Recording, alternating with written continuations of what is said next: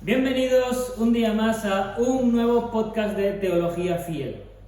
Hoy estamos grabando desde Arriondas, un pueblo de la provincia de Asturias, porque hemos podido tener la oportunidad de un retiro de matrimonios y eso me ha facilitado poder convencer hoy a mis locutores, a las personas con las que voy a compartir este podcast. Además, hoy traemos un tema muy interesante de la Iglesia. Y por fin, aunque todavía no nos lo han traído, os puedo invitar un café de verdad para que podamos aquí disfrutar todos. Así que, bienvenido Jonathan. Gracias. Bienvenido Gracias, Sergio. Eliezer, por la invitación. Y empezamos.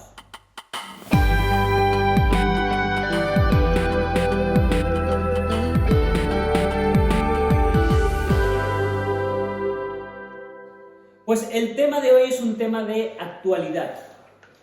Hace poco tiempo, Jeff Fontaine escribió un artículo y quería compartirlo con vosotros y que lo comentásemos. Es un artículo en el que él habla de la influencia del cristianismo y de la pérdida de valores morales, pero no me gustaría, él toca también la sociedad, pero me gustaría que lo centráramos en la Iglesia, que es un poco nuestro público, es un poco hacia quién hablamos. ¿Realmente la Iglesia de hoy está perdiendo valores? Y realmente en base a esa pérdida de valores estamos tomando malas elecciones como Iglesia, y de hecho Jeff Fontaine titula este artículo elegir a Barrabás como una mala decisión que se toma en base a esta pérdida. ¿Quién quiere empezar a comentar acerca de este tema? Si quieres algo yo puedo. Abre fuego. Bueno, realmente creo que se da en doble dirección. La sociedad permea la Iglesia y la Iglesia a la sociedad en mayor o menor medida. La forma de hacerlo, bueno, pues es un tema que si queréis luego podemos hablar, pero evidentemente siempre hay una influencia mutua en las dos. La Iglesia siempre se ha encontrado en la lucha de cómo influir a la sociedad, cómo hacerlo de la mejor manera, y ahí también creo que, aunque no es exactamente el tema, no estaría mal abordar algunos puntos respecto a esto. Y a la Iglesia también, la Iglesia ha sido permeada, y creo que esto ha sido siempre de forma más inconsciente, ¿no? Uno de los datos quizás más reveladores, por poner un ejemplo en cuanto a ética personal, es en el asunto de divorcios, por poner un ejemplo en cuanto a ética personal. Y no sé si se lo oíamos a Marcos Peña o recientemente lo he oído en algún otro sitio, no recuerdo ahora, que el índice de divorcios entre cristianos y no cristianos es prácticamente parejo, ¿no? Entonces, evidentemente, estamos influenciados por la sociedad, lo estamos más de lo que creemos, y quizás una de las cuestiones de reflexión sería qué es lo que está haciendo que nosotros estemos influenciados por la sociedad. Creo que ese sería el punto de debate para reflexionar como Iglesia en conjunto. Sergio, ¿tú qué opinas acerca de este tema? Bueno, viendo un poco el artículo y viendo, según lo que decía Jonathan también, cómo es que la Iglesia es influenciada, creo que hay un punto en el que cuando nosotros no pensamos de la manera en que Dios piensa, somos muy influenciables. O sea, el pecado del ser humano hace que el hombre tome decisiones incorrectas. Entonces vemos cómo buscamos lo que más nos conviene. Las multitudes muchas veces son influenciadas emocionalmente, buscan su propia conveniencia, lo que desean, lo que quieren, y eso es lo que realmente los impulsa a tomar decisiones que, aun cuando no son las correctas, son las que terminan favoreciendo, ¿no? Entonces vemos, por ejemplo, la Iglesia del día de hoy. Hay pastores que llaman a las personas o les prometen algunas cosas que les van a convenir, y las personas deciden elegir a sus pastores, elegir ese camino, porque es su propio corazón. Puede ser un corazón codicioso, puede ser un corazón que espera algo que le conviene, y eso es lo que busca la persona, y es influenciada por su propio corazón. ¿Creéis, en base a lo que estás diciendo, entonces, que hoy más que nunca se está cumpliendo lo que Pablo decía, de que en los últimos tiempos la gente buscará oír aquello que ellos prefieren, o buscarán pastores o maestros conforme a sus deseos, y que por eso hay tanta perversión, digamos, de la doctrina. Y vamos a hablar claramente, iglesias como las iglesias de la prosperidad, en la que ya no es una iglesia, sino es una empresa. Quizá hemos dejado, o mejor dicho, ¿qué os parece más? Hemos dejado de predicar y ahondar en la palabra, o hemos dejado más que la sociedad nos influencie con toda esta serie de culturas del poco esfuerzo, culturas de la permisividad, o el de todo vale, o el de si tú tienes tus razones, yo tengo las mías? ¿Por dónde creéis que está haciendo aguas, o por dónde está la brecha más grande en la iglesia? Bueno, no creo que haya una respuesta única. Planteas las dos cuestiones y creo que es una mitad de cada una de ellas, ¿no? Hubo otros tiempos no muy lejanos donde creyentes muy sencillos tenían un conocimiento muy profundo de la palabra que a día de hoy sorprendería a muchas iglesias. Creo que eso se ha perdido, ¿no? Quizás influenciados, y esa es la segunda parte que comentas, por la sociedad. Recibimos mucha información. Cualquier persona sabe lo que está pasando al otro lado del mundo, sabe quién es el último cantante, la última moda, el último equipo que ha ganado. Digamos que hay una saturación de información. Y en medio de esa saturación de información, la información como creyentes que nos importa, que es, como bien dices, lo que Dios piensa de cualquier asunto. O sea, podemos pensar qué piensa tal actor sobre el tema del divorcio, qué piensa tal actor sobre la ética personal, la ética económica, la ética sexual, cualquier tipo de éticas, ¿no? Y sin embargo, tenemos un desconocimiento profundo de lo que Dios puede pensar de alguno de estos temas. Quizás en temas grandes, pues bueno, tengamos como una especie de barniz cultural evangélico de lo que Dios puede pensar.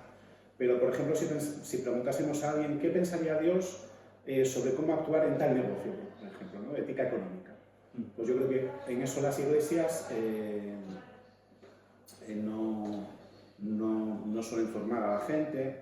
La gente tiene también un desconocimiento de la propia escritura, y se suman las dos cosas. Pero sí diría que en cierto sentido me atrevo a considerar que sí ha habido una pérdida paulatina, porque vuelvo a repetir que creyentes muy sencillos en tiempos no muy lejanos tenían un conocimiento profundo que a día de hoy nos sorprendería, y que no es el común de la media estándar de lo que sería el evangélico medio en muchos sitios.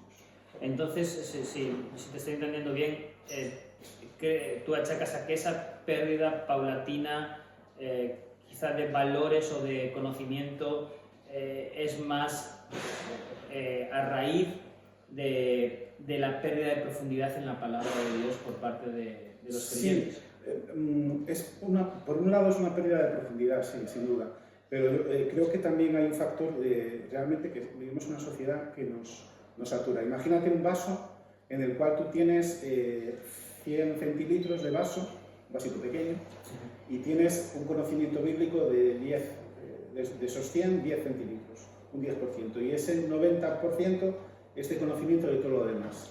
Pero ahora tenemos realmente el mismo conocimiento en un vaso lleno de muchísima más información, litros y litros y litros y litros de información. Entonces, aunque tengas el mismo conocimiento, por decirlo de alguna manera, es un conocimiento muy diluido. Estamos tan influenciados por otras cosas externas a la palabra, que aunque mantengas ese mismo nivel de conocimiento, en el caso de que eso fuera así, y tampoco creo que lo sea, pero en el caso de que sea así, realmente damos tanto peso a otras cosas que eso queda diluido en un océano de opiniones sobre ética, sobre miles de cosas, ¿no? Creo que el mundo pesa mucho en la vida de las personas, del creyente también en particular. Es muy interesante lo que dices. Y Sergio, ¿tú cómo ves esto, no? Porque quizá entonces el tema es que no le estamos dando la importancia que se merece a la palabra. No, y creo que es porque nos resultan más atractivas las cosas que el mundo puede ofrecer. La Biblia, lo que el Señor ha dicho en su palabra, muchas veces no resulta atractivo aún para el creyente. El creyente verdadero muchas veces se descuida porque no encuentra la esperanza en la palabra. Eso lo podemos ver en el momento en el que el Señor va a morir. Vemos cómo una multitud lo rechaza. Ve a un hombre débil, un hombre derrotado, un hombre que está a punto de crucificar y se ve como no es el Mesías para ellos el que estaban esperando. Y vemos que no es atractivo ver algo que parece derrotado, ¿no? Pero lo que decía Jonathan, si pensamos en la forma en que Dios piensa, y Él piensa de una forma contraria, totalmente contraria, y vemos eso en los Hechos y cómo después de que Juan y Pedro son liberados después de predicar, ellos oran y una de las cosas que dicen es que el Señor utilizó a Poncio Pilatos, a Herodes, al pueblo gentil, a los judíos, para hacer lo que Él se había propuesto hacer.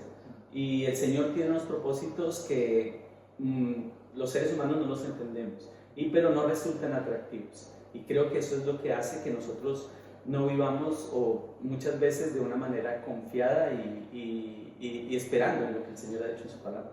Quiero hacer un matiz aquí porque lo que has dicho podría llevar a la gente un poco a confusión de, bueno, si es que el Señor era lo que quería, ¿no? Como en el caso que acabas de hablar, de que el Señor utilizó a un Herodes, a toda esta gente en el perdón por la, no me sale la palabra, pero sí en el organigrama político, vamos a decirlo así. Bueno, entonces como que ellos no tienen culpa, pero justamente hablaba de esto con otra persona y claro, yo le decía, es que aún Dios puede utilizar las acciones de las personas, aún las acciones pecaminosas de las personas para su propósito, pero eso no excluye la responsabilidad de cada persona con respecto a su deber o a su responsabilidad. En este caso estamos hablando del tema de profundizar en la Biblia, de leer nuestra Biblia, de darle a la Biblia la importancia que realmente tiene. Y en el caso que estamos comentando, porque justamente este escritor alude a la crucifixión de Jesús, a estos momentos previos donde Herodes lo saca al pueblo, me sorprende, porque realmente Jesús era un hombre al que habían intentado hacer rey ya un par de veces, un hombre al que una semana antes habían aclamado entrando de una manera triunfal en la ciudad a la manera de un rey, y de repente lo ven, lo que tú decías, derrotado, y entonces, no, este ya no es el Mesías que esperábamos, lo desechamos, y no solo lo desechamos, sino que tomamos una elección que nos va a costar cara. Entonces, yo te veo ahí a Jonathan buscando mucho ahí, su cabeza está echando un momento. Vamos a dejarle que él nos ayude un poco más en este tema. Estabas comentando el tema y me estaba colando un poco reafirmando, ¿no? Lo que estás exponiendo del texto de Habacuc, creo que es claro, ¿no? O sea, que Dios juega magistralmente sus cartas, por decirlo de una manera un poco vulgar, ¿no? De tal modo que para la culminación de su propósito, él considera las acciones que están en obediencia y en orden a lo que él quiere, como aquellas que están en contra de lo que él quiere, pero aún así son utilizadas para su propósito, ¿no? Y buscando y pensando precisamente en Habacuc, ¿no? Como Habacuc, es expuesto a la palabra de Dios, cómo Dios va a actuar a un pueblo impío para castigar al pueblo de Israel por su pecado, pero eso no exime al pueblo caldeo, que es el que aparece allí, como, digamos, martillo de Dios, para que ellos estén atacando a su propio pueblo, y eso también es un pecado para ellos. Es decir, yo te utilizo, aunque tú estés pecando, para castigar a mi pueblo, pero eso no te exime de que castigar a tu pueblo por tu propia mano está en contra de lo que yo quiero, tal como tú lo vas a hacer. Entonces, es increíble, a veces supera nuestra mente cómo los propósitos de Dios, su plan último es consumado a través de la obediencia y la desobediencia de los hombres y de los pueblos también. Entonces, bueno, simplemente estaba mirando eso. Y a propósito también de lo que comentas, o lo que estábamos comentando, de los métodos a veces que son atractivos para la sociedad, yo creo que la sociedad nos influye porque tiene métodos atractivos a la hora de hacer las cosas, pero esos métodos atractivos a veces nosotros los queremos colocar en la Iglesia y en nuestra vida como sustitutos a la propia voluntad de Dios, ¿no? Y me estaba acordando de un caso, quizás parece que no tenga que ver, pero tiene mucho que ver, cuando en vez de ser la sociedad la que intenta influir en nosotros intentamos influenciar a la sociedad a través de los métodos de la sociedad. Y me estoy acordando, por ejemplo, del caso de Scopes, un juicio que hubo en 1925 en Tennessee, en la cual en el propio Estado no se podía enseñar la evolución. Entonces, la Iglesia en aquel momento, digamos que tenía la carta ganadora, por decirlo de alguna manera. Querían influenciar a la sociedad y a la vez no se veían influenciados por la sociedad a través de una ley. Cuando un profesor de colegio, Scopes, en contra de la ley del Estado, enseña la evolución a padres que tenían la prerrogativa del Estado de que no se les enseñase el tema de la evolución, las iglesias evangélicas reaccionan en ese juicio que fue famoso, que es el juicio de Scopes, y utilizan el brazo de la ley para atacar el tema de la evolución. Es decir, intentan defender el Evangelio, pero a través de la ley. Conclusión, ganan el juicio, pero pierden a la sociedad, porque es visto a la sociedad como fundamentalista y como ser incapaz de defender el creacionismo desde los postulados del propio cristianismo. Tienen que utilizar la ley del Estado para predicar el Evangelio y para mantener el creacionismo. Con lo cual, ganaste la ley, ganaste el juicio, pero perdiste a la sociedad. Entonces esto va en doble dirección. Tenemos que ser capaces de influenciar a la sociedad y tenemos que ser capaces de ser impermeables a la sociedad. Pero no siempre tenemos el conocimiento bíblico o la sabiduría para saber cuándo operar, de qué manera operar, y lo hacemos tanto hacia adentro como hacia afuera, muchas veces con los parámetros del mundo, y así nos luce el pelo muchas veces.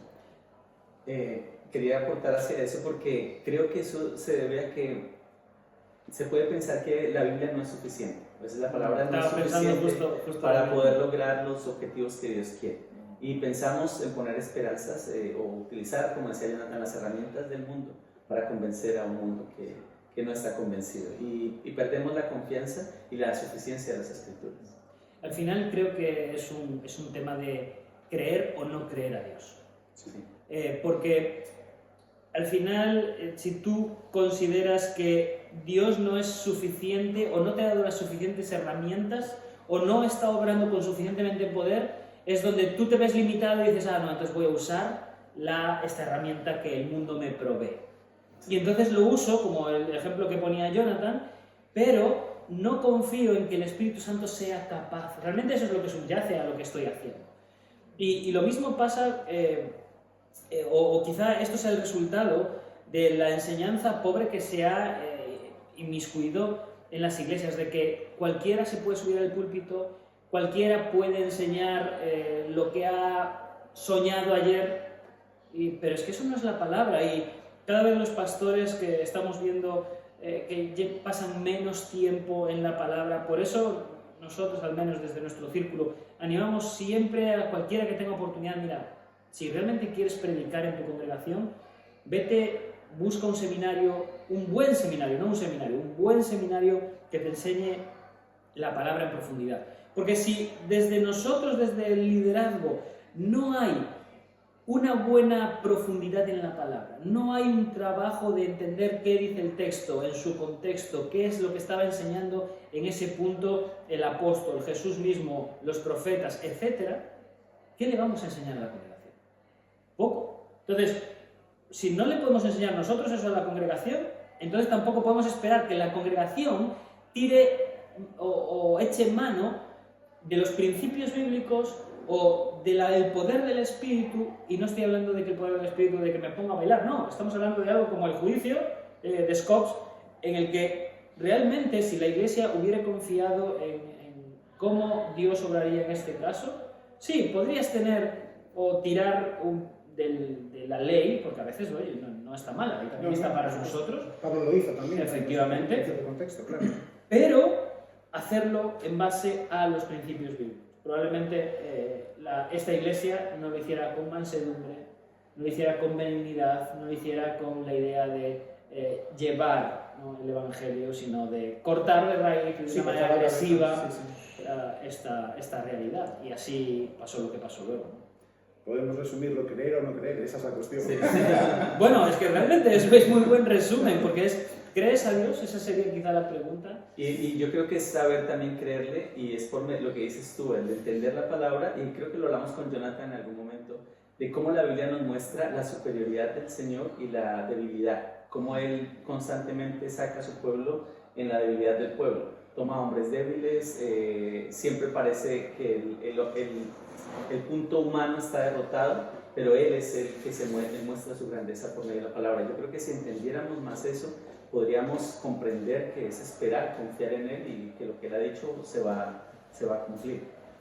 Qué tema tan apasionante, hermanos. Me gustaría estar aquí hablando una hora más, pero sé que nuestros oyentes van a pedir que esto lo dejemos para otro capítulo. Vamos a ir poco a poco. Entonces vamos a terminar aquí este podcast, pero gracias por vuestras aportaciones y nos vamos con este punto, ¿no? Es decir, cuando la Iglesia confía en Dios, va a la palabra, ahonda en la palabra, quiere saber más de la palabra, quiere saber más de cómo es Dios y quiere entender cómo debe proceder. Cuando la Iglesia pierde eso, pierde la profundidad, pierde la identidad en la palabra, realmente deja de creer a Dios, en que Dios tiene poder para actuar, en que Dios va a ser fiel a sus promesas, en que Dios va a cuidar de su Iglesia y echa mano de cuestiones humanas que luego abren una puerta peligrosa, porque vale, tú echas mano de cuestiones humanas o de procedimientos humanos en este sentido, ¿no? Pero claro, tú ya estás autorizando al resto de la Iglesia a echar mano de otras cuestiones humanas. Así, la cultura contraria a la Biblia también se inmiscuye en la Iglesia y da lugar a este tipo de errores. No sé si queréis tener alguna frase como la que acabas de decir, sí, para terminar. Diría y terminamos aquí una última frase: Dios no solamente dice el qué, Dios también dice el cómo. Muy bueno. Sergio. Yo estoy de acuerdo con eso. Pues, queridos oyentes, muchísimas gracias por acompañarnos hasta aquí este podcast. Esperamos verlos la semana que viene. Bendiciones.